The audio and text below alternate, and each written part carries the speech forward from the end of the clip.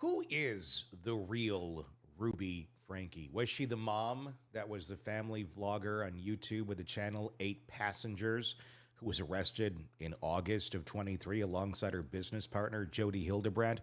Was that the real her before Jody came into her life?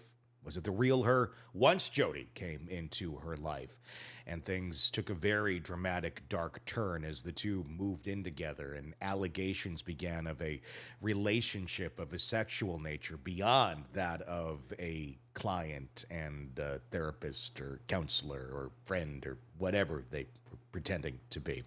So many questions coming out as a new book has been released by Shari Franke, Ruby's daughter, a memoir talking about her life, the House of My Mother, a daughter's quest for freedom. Joining me to discuss the new book and the new allegations that have come out in this case, Eric Faddis, defense attorney, former prosecutor. Book's out, new documentary coming out on Hulu in February as well, shining light on the case. What was your reaction now to one of the kids who's an adult finally having the courage and the ability to speak out against what she went through with her mom and her dad? Yeah, a couple of things, Tony. One is that finally it's their time to sort of tell their story. They were allegedly, according to them, kind of forced into going along with this illusion that their mother had created as this motherly influence or parental influence or whatever. And now they get to actually tell their side, their truth. And I think that can be really liberating and cathartic for any victims. And so finally we're hearing from those folks and just how false this impression that Ruby Franke created on social media was.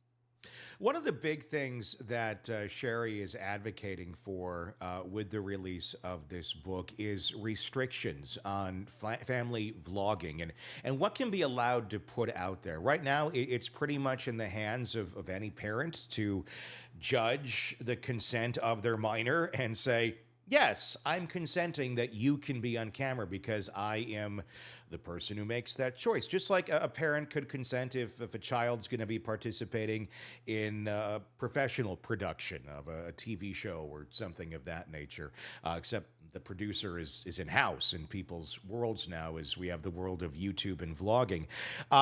What's your thoughts on that? Should there be more restrictions on this? And how do you police something like that with so many people out there and putting their kids on camera before they're even really old enough to understand the ramifications of that content, good or bad?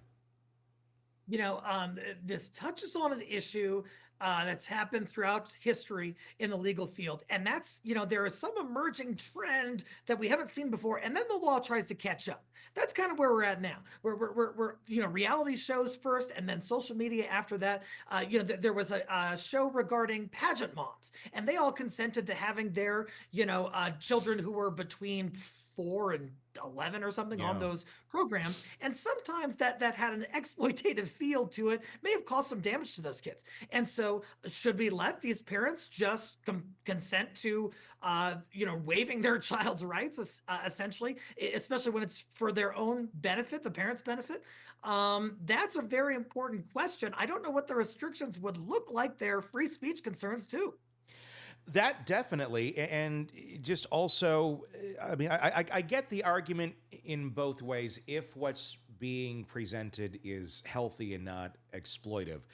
But then you got to try and say, where is the bar? What exactly is exploitive? Because that can be very different for different people depending on how they're looking at it. I know the sister of Ruby Franke has spoken out on her own family vlog channel, disagreeing with Shari's stance on this, saying, look, we're doing this responsibly. It's pulling in a lot of money for us, and we are paying our children. We're putting it into a retirement fund for them right now, into college funds. So they're going to have the resources they need when they become adults. And that's good. I think that's a wonderful idea. My daughter actually participates on a different podcast we have about ghost stories and has been doing it since she was a little kid. And I've always paid her, and I've been putting that into a retirement fund or a college fund for her that she'll have access to when she turns 18.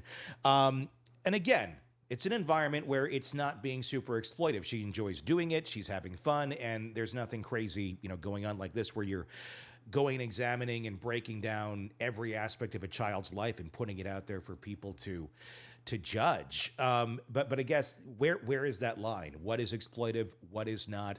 You have TV shows that do it. You have parents that do it online. Where would the line be? If there is a line, that raises the question of who decides where that line is. And perhaps that they take a page from the legal industry, whereby when there's a child in a similar sort of precarious situation, they'll appoint what's called a guardian ad litem. Who is assigned to look out for the best interests of that child, and who is detached and independent from the legal controversy going on. Is there some solution where we appoint to these children some kind of agent, some kind of neutral, impartial adult who would look at things and, I guess, hopefully use their best judgment in saying, hey, yes, this is permissible, it's not doing damage to the kid, whereas this is likely to do damage to the kid, it's not permissible. Perhaps there's some sort of third-party actor that we institute. And that seems realistic to me if you're producing a show like John and Kate Plus 8 or something, where people have a production budget and things of that nature.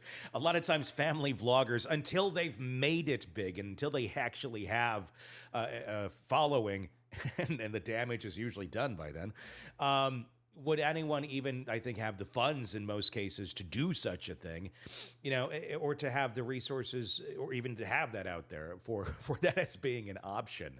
Obviously, we have a hard enough time even, policing our child welfare system, more or less having a police for the family vlogging industry. So great idea, but probably not likely one that would ever truly be instituted. Yeah, I worry that, like, just the concerns you just mentioned, at a high level, certainly production networks could look out for something like that. But gosh, the mom and pop vlog that's going on, there's not going to be any funding for that. And so what is the solution? Is there some responsibility on behalf of the platforms to at least do a base, or have a basic awareness of what's being put on their platforms, and whether there is any substantial harm to children that's happening? That's why you can't post child porn on Facebook, stuff like Sure. that. And so is there some responsibility on behalf of those platforms? That's something to inquire about. And then what is exploitation? Is it, mom posting a picture of the 6-month-old in the bathtub? Is it mom taking embarrassing pictures of the kids, when they are in their teen phase and don't want to be seen? Is it just family photos of a happy time? Is it full-fledged, I'm making a video production of my life with my kids? There's so many areas that are questionable. I know one of the social media companies is trying to enforce not allowing minors onto their platform, doing facial recognition, or at least attempting to do facial recognition, to keep minors off the platform itself. Of course, there's ways around that. You just put a picture up of something that's not you, and you can get in. There'll always be a backdoor to doing these sort of things. But I just wonder if more can be done, or more should be done, or if ultimately this is not the responsibility of the platforms, of the companies. It goes back down to parental responsibility, which unfortunately there doesn't seem to be a lot of. Yeah, I'm with you, Tony. That's surely where it starts. And that is the most important component to all of this, is parents being responsible, making good decisions that are not just decisions that serve them, the parents, but really taking into consideration what is happening with the children. Because some of these possible regulatory measures from the platforms themselves have privacy concerns too. I know there was recently like 19 states require for pornography that you show your identification, that they like save it and log it. And so there are privacy issues. As we try to make things safer, we got to make sure we're not making things too intrusive. And it's sort of that age-old balance between safety and privacy. It's a question I don't think we're going to have the answer to anytime soon, until a lot more damage is done and somebody finally says, we must do something about this, if we ever do. Hey, thanks for checking out the video. Be sure to follow us wherever you download podcasts, and especially Apple Podcasts, where you can get advanced episode and premium content on our premium channel right there. Also, be sure to follow us on social media so you don't miss any breaking updates on the stories that matter to you most. We're on TikTok, X, Instagram, Facebook. Just search Hidden Killers Podcast with Tony Bruschi, and you'll find us right there. Again, thanks for watching.